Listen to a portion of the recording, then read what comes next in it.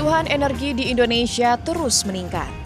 Pertumbuhan penduduk, pertumbuhan ekonomi di berbagai sektor baik industri, rumah tangga, dan komersial, serta pola konsumsi energi yang berlebihan menjadi faktor penyebab meningginya permintaan terhadap energi. Pada kurun waktu 2013 hingga 2015, kebutuhan minyak mentah meningkat dengan pertumbuhan rata-rata sebesar 3,3% per tahun. Dari 297 juta barel pada tahun 2013 menjadi 315,4 juta barel pada tahun 2014. Sedangkan pada tahun 2015, kebutuhan minyak mentah mencapai 333,8 juta barel.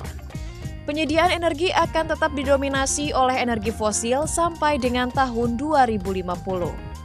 Sumber daya fosil merupakan sumber daya yang tidak dapat diperbaharui, sedangkan peran energi baru terbarukan masih sangat kecil.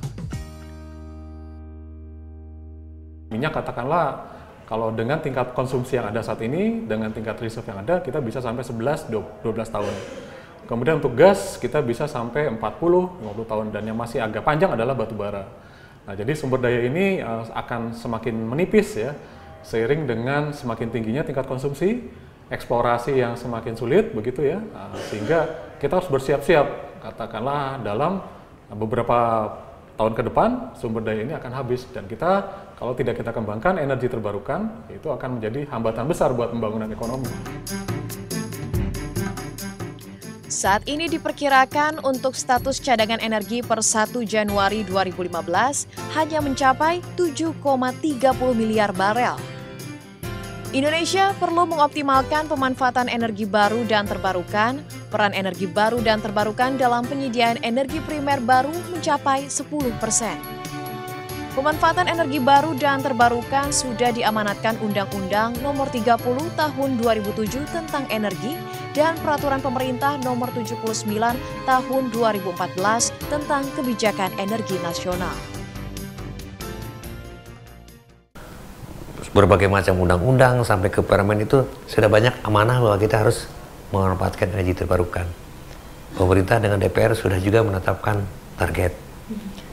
Yang harus kemudian kita lakukan adalah pencapaian target itu harus menjadi komitmen atau gerakan nasional. Semua pihak harus menuju ke sana dengan menyadari bahwa energi adalah kebutuhan dasar. Indonesia memiliki sumber daya energi baru dan terbarukan yang berlimpah. Energi baru dan terbarukan memiliki potensi besar yang diperkirakan setara dengan 801,2 gigawatt, namun pemanfaatannya belum optimal, yaitu baru mencapai sekitar 8,66 gigawatt. Adapun potensi tersebut meliputi potensi tenaga air sebesar 75 gigawatt, surya sebesar 532,6 gigawatt, panas bumi sebesar 29,5 gigawatt, angin sebesar 113,5 gigawatt, bioenergi sebesar 32,6 gigawatt, energi laut sebesar 18 gigawatt. Untuk mengoptimalkan potensi energi terbarukan ini, pemerintah melalui Direktorat Energi Baru Terbarukan dan Konservasi Energi Kementerian Energi dan Sumber Daya Mineral menargetkan pada tahun 2025 pemanfaatan energi baru terbarukan meningkat hingga 23%. Untuk pengembangan energi baru dan terbarukan di Indonesia membutuhkan dana sekitar Rp260 triliun untuk 10 tahun ke depan. Mungkin baru 10 atau 15% yang kita baru gunakan. Sementara di sisi lain, kita juga sudah punya target melalui kebijakan energi nasional.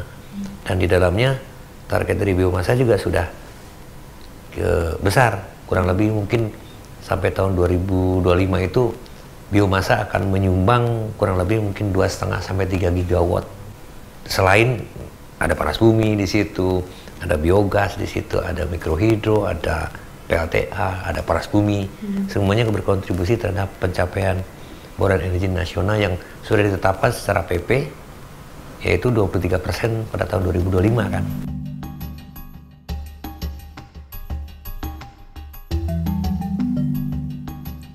Untuk mencapai target tersebut, pemerintah telah menyiapkan 3 program terkait pemanfaatan energi baru dan terbarukan, yakni konversi energi mengurangi penggunaan energi fosil, pengembangan energi baru layaknya batu bara cair, gas metana, batu bara tergaskan, nuklir, hidrogen, dan metana, serta energi terbarukan dari panas bumi, air, bioenergi, surya, angin, laut, dan biomasa.